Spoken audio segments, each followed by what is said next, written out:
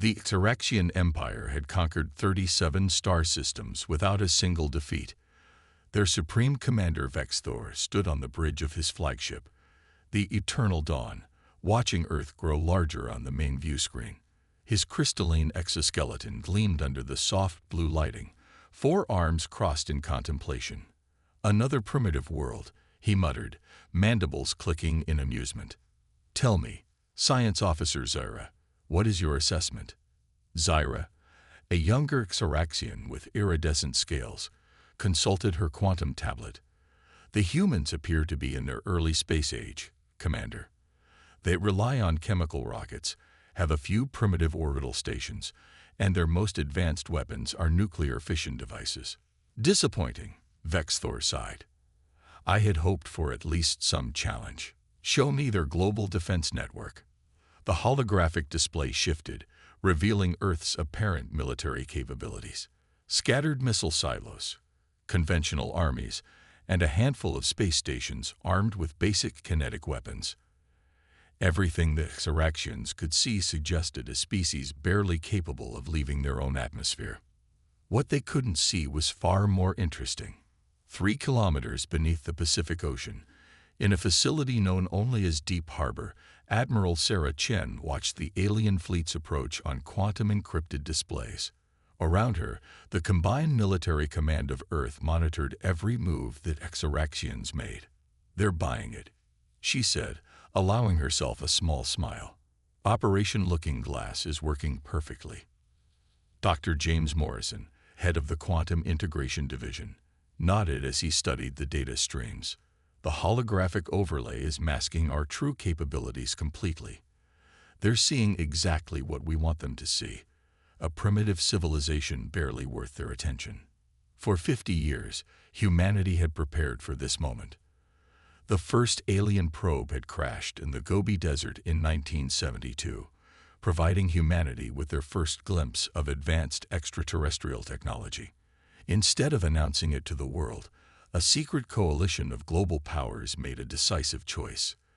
They would hide their technological progress.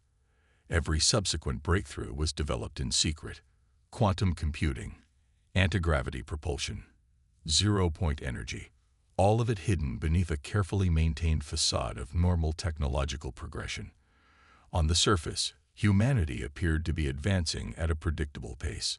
Underground, beneath the oceans, and in hidden mountain facilities, they had leaped centuries ahead. "Incoming transmission," announced Lieutenant Rivera. "The Xeraxians are broadcasting their demands."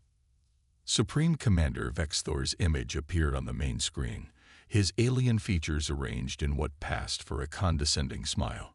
"People of Earth, I am Supreme Commander Vexthor of the Xeraxian Empire. Your world has been chosen for integration into our glorious civilization. Surrender within your next solar rotation, and we will ensure a peaceful transition. Resist, and we will demonstrate why 37 worlds before you chose submission." Admiral Chen exchanged glances with the other military leaders present in Deep Harbor. Everything was proceeding according to plan. The Xeraxians' arrogance would be their undoing. "Send our response," she ordered. "Make it appropriately panicked and disorganized. Have the surface militaries begin their emergency preparations. Let's give them exactly what they expect to see." Across the globe, a carefully choreographed show began. Military bases buzzed with obvious activity, moving outdated equipment into defensive positions. World leaders held emergency sessions broadcast on all channels, arguing about whether to fight or surrender. Everything designed to reinforce the Xeraxians' belief in their overwhelming superiority. Meanwhile, in the quantum-shielded facilities hidden across Earth, humanity's true military force waited. Nano-enhanced soldiers in powered armor conducted final checks.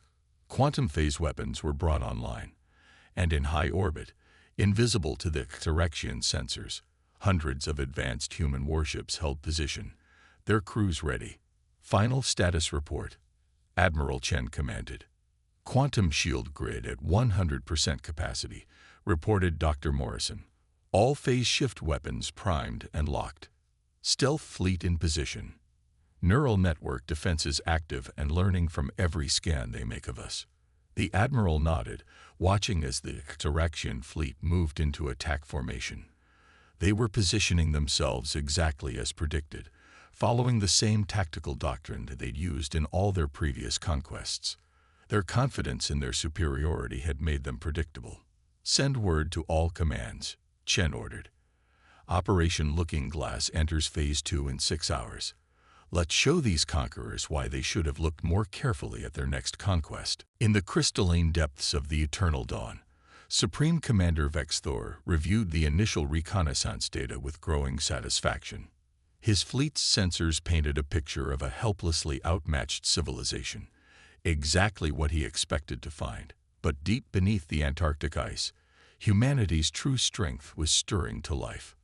The fortress, as it was simply known, extended 20 kilometers beneath the ice sheet. In its central command chamber, General Marcus Zhang stood before a holographic representation of Earth's real defense network.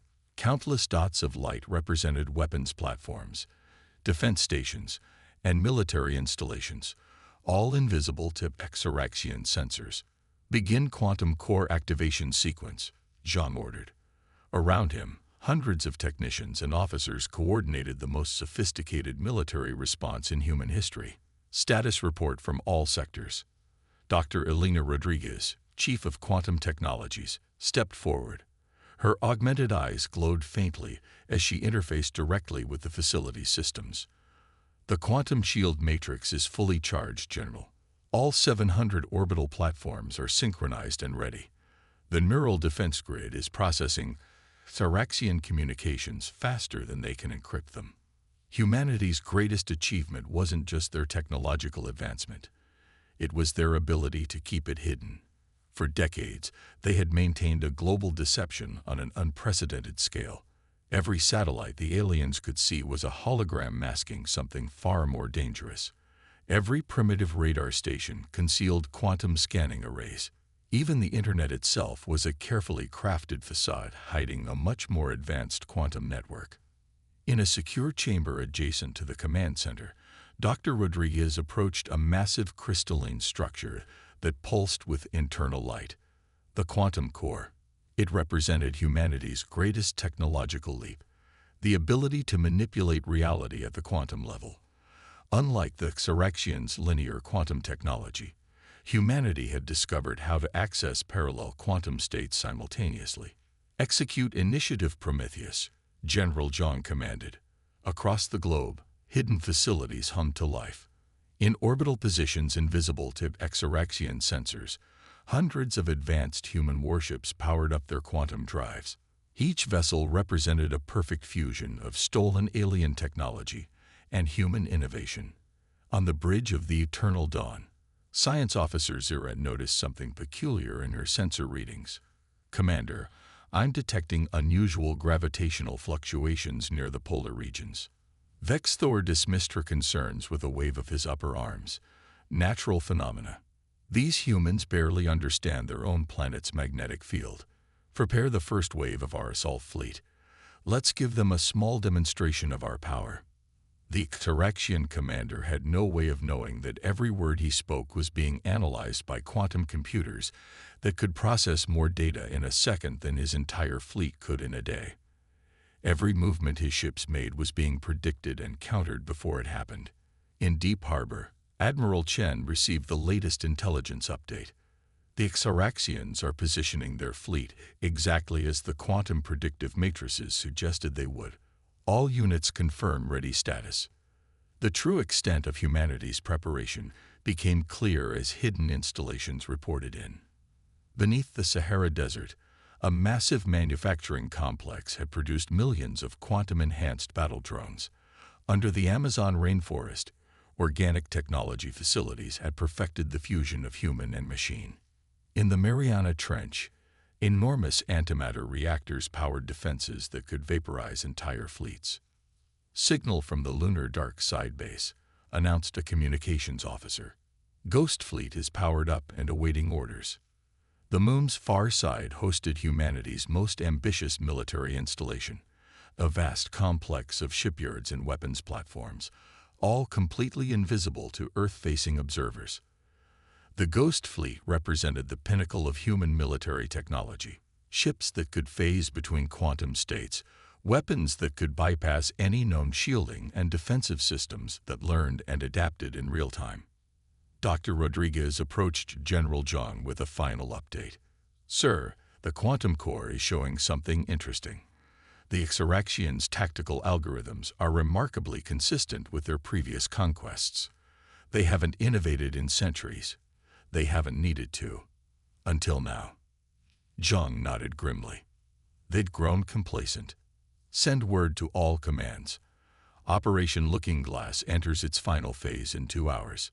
Prepare to shatter their illusions about humanity's capabilities." In orbit, Supreme Commander Vex Thor prepared to launch what he believed would be a simple demonstration of force. His fleet's weapons were aimed at Earth's most obvious military installations, all of them carefully designed decoys. The real weapons that would decide this battle remained hidden, waiting for the perfect moment to reveal humanity's true face to their would-be conquerors.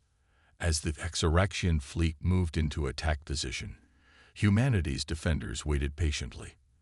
They had spent 50 years preparing for this moment, and they intended to make it count. The aliens were about to learn that appearances could be deceiving, and that underestimating humanity was the last mistake many species ever made. Supreme Commander Vex Thor stood proudly on his bridge as the first wave of Cataraxian ships moved into firing position. "Begin the demonstration," he ordered. "Target their primitive satellite network first. Let them watch as we strip away their eyes in the sky." The lead Exaraxian cruiser, Dawn's Talon, fired its main weapon. A burst of plasma energy lanced toward what appeared to be a weather satellite. The bolt passed straight through the target, encountering nothing but empty space. "Impossible," the weapons officer muttered, mandibles clicking in confusion. Before he could fire again, his targeting systems erupted in cascading errors. In Deep Harbor's command center, Admiral Chen watched the confusion spread through the alien fleet. "They've taken the bait. Execute Phase 3. Across Earth's orbit, hundreds of holographic satellites flickered and vanished, revealing nothing behind them. The Exaraxian sensors scrambled to make sense of the disappearing targets.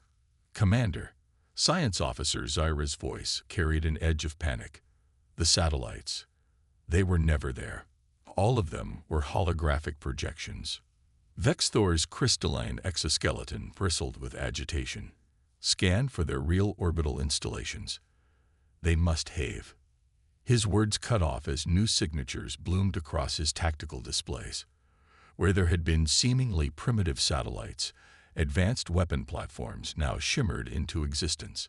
Each one bristled with technology that matched or exceeded Exaraxian capabilities. "Multiple energy signatures detected," Zyra shouted. "They're everywhere." The first human counterattack came from what had appeared to be a defunct space station. Its surface rippled as quantum phase camouflage deactivated, revealing a massive weapons array. A beam of coherent energy, oscillating through multiple quantum states simultaneously, lashed out at the Dawn's Talon. The Exaraxian vessel's shields, designed to block normal energy weapons, might as well have been tissue paper. The proud cruiser split cleanly in half, its crew not even having time to register their deaths. "All ships, evasive action." Vex Thor roared. "Return fire. Show these primitives." More human weapons platforms revealed themselves. Each one had been hiding in plain sight, masked by technology that made the Exaraxians' stealth systems look primitive by comparison. Beams of quantum-phased energy sliced through the alien fleet's formations. In the fortress beneath Antarctica, Dr. Rodriguez monitored the quantum core's feedback. "The neural defense grid has complete access to their tactical networks. We're predicting their evasive maneuvers before they execute them." General Zhang nodded in satisfaction. "Deploy the Ghost Fleet."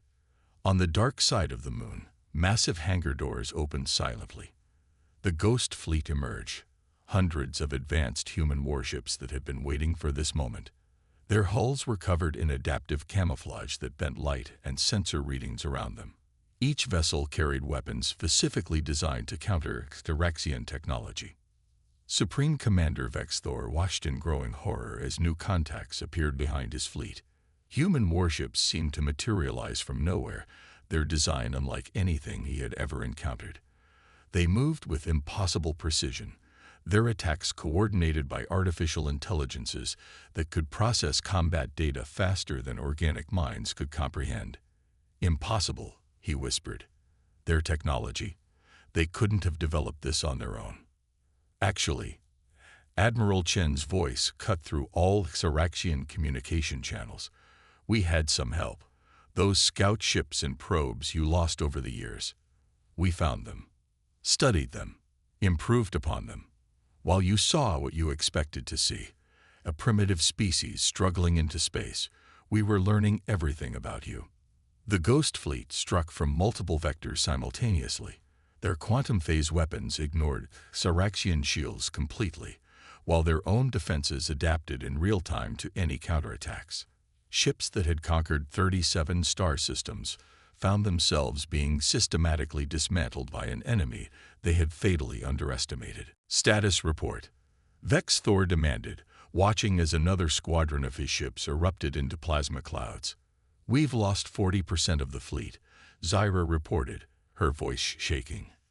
"Their weapons, they're not just matching our technology, they're exceeding it. Their targeting systems are predicting our maneuvers with perfect accuracy. It's like they're reading our tactical databases directly." "We are," Admiral Chen's voice came again. "Your encryption was impressive, but you never considered that quantum computing could evolve along a different path than yours. We've been reading your communications since you entered the solar system." The space around Earth had become a graveyard of crystalline Saraxian ships. The Ghost Fleet moved with ruthless efficiency, their coordinated attacks leaving the aliens no chance to regroup or mount an effective defense. What had been intended as a simple conquest had become a massacre, but not of the species Vexthor had expected. In Deep Harbor, Admiral Chen watched the battle with grim satisfaction. "Send word to all commands. Begin Phase 4. Let's show them what our ground-based defenses can do." The surviving Saraxian ships attempted to regroup, not realizing that humanity's revelation of their orbital defenses was just the beginning. As Vexthor struggled to comprehend the magnitude of his mistake, the quantum sensors on his flagship detected massive energy buildups beginning on Earth's surface. The real demonstration of humanity's power was about to begin. The remnants of the Saraxian fleet regrouped in high orbit, their formations shattered by humanity's devastating space defense network. Supreme Commander Vexthor, his pride in ruins like so many of his ships, faced a decision that would haunt him for the rest of his life, however long that might be. "Launch the ground invasion," he commanded, his dual-tone voice carrying none of its former confidence. "They cannot have hidden an entire planetary defense system. Our ground forces will." A massive energy signature erupted from the Sahara Desert, cutting off his words. The endless sands shifted and parted as enormous structures rose from hidden underground bases. What had appeared to be empty desert was revealed to be a sophisticated holographic camouflage, concealing humanity's largest defense installation. In the Fortress Command Center, General Zhang watched as similar installations emerged worldwide. "Initiate surface defense grid. Show them why Earth's ground game is even more devastating than our space warfare." The first wave of Saraxian dropships entered Earth's atmosphere, carrying what should have been overwhelming invasion forces. They never reached the ground. Quantum phase beam emitters, hidden in what had appeared to be mundane buildings and natural formations, tracked and eliminated them with surgical precision. Those few ships that made it through the initial barrage found themselves facing something even more terrifying: humanity's ground forces. From hidden bunkers emerged armies of soldiers in powered armor that made Saraxian battle suits look primitive. Each suit was a masterpiece of hybrid technology, combining stolen alien tech with human innovations. Dr. Rodriguez monitored the Quantum Core's battle analysis. The neural defense grid is processing their tactical data in real time. Their ground combat algorithms are even more predictable than their space warfare protocols. In what had appeared to be an ordinary mountain range in the Rockies, massive doors opened to reveal squadrons of aerospace fighters. Unlike the crude jets the Xeraxians had observed, these were quantum drive-enabled craft capable of transitioning from atmosphere to space instantly. They rose to meet the alien dropships, their adaptive camouflage making them nearly invisible until the moment they struck. Supreme Commander Vexthor watched in horror as his ground invasion crumbled before it truly began. How? He demanded of no one in particular. How did they hide all of this? The answer came in the form of another devastating revelation.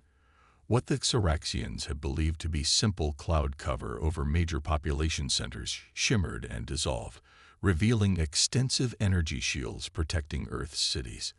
Every skyscraper, every office building, every seemingly ordinary structure could potentially house weapons that could tear through Xeraxian armor like paper. In the Mariana Trench, another surprise awaited the aliens. The depths of Earth's oceans had concealed vast underwater bases. As Xeraxian ships attempted to approach the water, hoping to find a weakness in humanity's defenses, they encountered automated defense systems that had been waiting decades for this moment. "Commander," Zyra's voice shook as she reported, "their ground-based weapons are using technologies we've never encountered. They're not just copying our systems, they're implementing theoretical applications we never managed to perfect." A Xeraxian battle group attempted to land in what appeared to be an empty plain in Central Asia. The ground beneath them suddenly liquefied as nanite swarms activated, transforming the very earth into a weapon. Alien tanks and troops found themselves sinking into a sea of microscopic machines that could disassemble their equipment at the molecular level.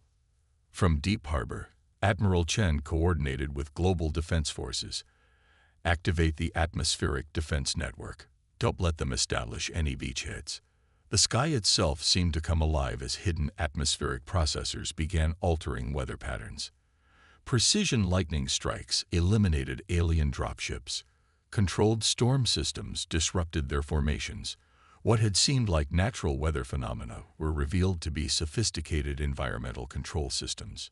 In orbit, Vexthor faced the full realization of his species' arrogance. "They let us see what we wanted to see," he murmured.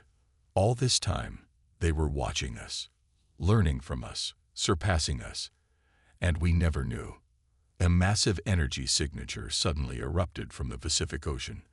The sea itself parted as something rose from the depths, a weapon platform larger than anything the Xeraxians had ever constructed.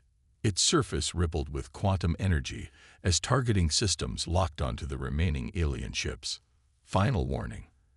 Admiral Chen's voice echoed through every Xeraxian communication channel. "You came to our world believing us to be primitive. You thought your 37 conquests made you invincible. Now you face a choice. Retreat and live with the knowledge of your mistake, or stay and become the 38th species to learn why underestimating humanity is fatal." As the massive weapon platform charged its main gun, Vexthor realized that everything he had believed about this mission, about humanity, about his own species' superiority, had been catastrophically wrong. The real question was whether he would live long enough to report this revelation to the Empire. Supreme Commander Vexthor stood motionless on the bridge of the Eternal Dawn, watching as the massive weapon platform, rising from the Pacific Ocean, reached its full charging capacity.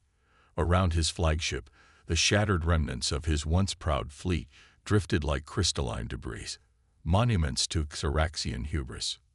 "Your species has 1 hour to withdraw from Earth orbit." Admiral Chen's voice resonated through every surviving ship. "Any vessel remaining after that time will be considered hostile and eliminated."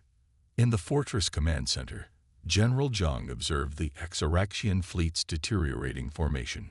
Status report on the quantum core predictions. Dr. Rodriguez's augmented eyes flickered as she processed the data. The core calculates a 99.7% probability they'll attempt one final desperate attack. Their cultural programming won't allow them to retreat without at least trying to salvage their pride. She was right. On the Eternal Dawn's bridge, Vexthor's crystalline exoskeleton had taken on the deep purple hue of rage. "Prepare the temporal phase cannon," he ordered. "If we cannot have this world, we will tear it apart." The Eternal Dawn's hull began to split open, revealing its ultimate weapon, a device capable of ripping apart the fabric of space-time itself. It was technology the Xeraxians had used only twice before, against civilizations that had proved particularly troublesome. "Energy spike detected," announced Dr. Rodriguez. "They're charging some form of temporal weapon." Admiral Chen's voice remained calm. "Exactly as predicted. Execute final protocol." High above the Earth's North Pole, space itself seemed to ripple. A massive structure phased into existence, humanity's greatest technological achievement. The quantum nexus, a station that existed simultaneously in multiple quantum states, had remained completely undetectable until this exact moment. "Impossible," Zaira gasped, her sensors struggling to comprehend what they were seeing. "The power readings, they're beyond anything in our database." "Did you really think," Admiral Chen's voice carried a hint of satisfaction, "that we showed you everything? That weapon you're charging, we've known about it since we recovered it from the wreckage of your failed attempt to conquer the Proxima system." Vexthor's mandibles clicked in shock. "The Proxima campaign. That was 300 years ago. We found no trace of intelligent life in that system. Because we were already there, hiding just like we did here. Watching. Learning. We've been preparing for this moment not for decades, but for centuries. Earth isn't our only world, Commander. It's just the one we let you find." The quantum nexus pulsed with energy that defied conventional physics. Below, the massive Pacific weapon platform synchronized its systems with the orbital station. Energy began to flow between them, creating a web of quantum-entangled power that encased the Earth in a protective field.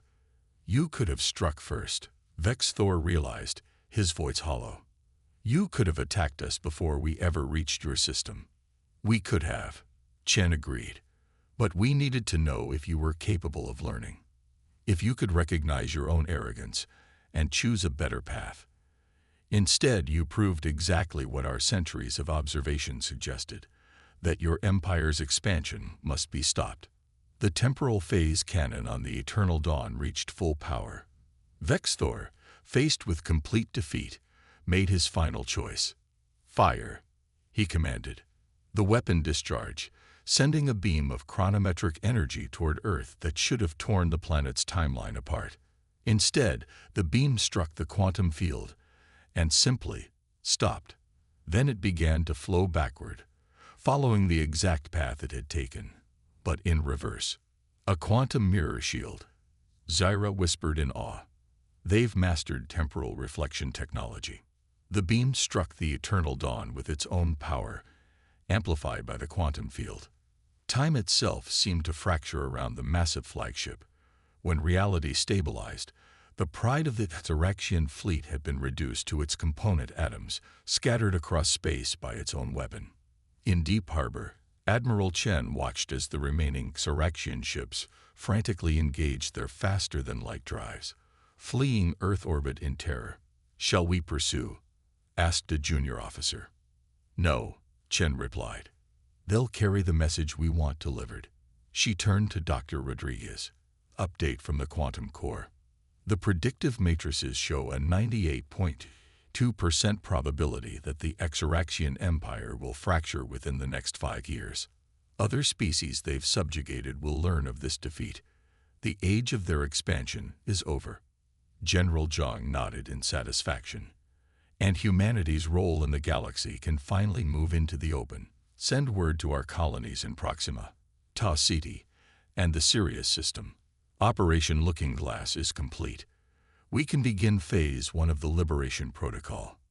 As the last Xeraxian ship vanished into hyperspace, Earth's defenses remained vigilant. Humanity had revealed only a fraction of its true capabilities, enough to defeat one arrogant empire, but not enough to show their full hand to the galaxy at large. They had learned well from observing the Xeraxians' mistakes. In the quantum core chamber, Dr. Rodriguez watched as new data streams began flowing in from human outposts scattered throughout nearby star systems. They never asked themselves the most important question, she mused. If we could hide all of this on Earth, what else might we be hiding among the stars? The answer to that question would keep the galaxy's remaining empires awake at night for centuries to come. Humanity had announced its presence in the most dramatic way possible, by defeating an undefeated empire. But they had done so while maintaining their greatest advantage. No one, not even the Exaraxians, knew the true extent of humanity's power. And that was exactly how they wanted it.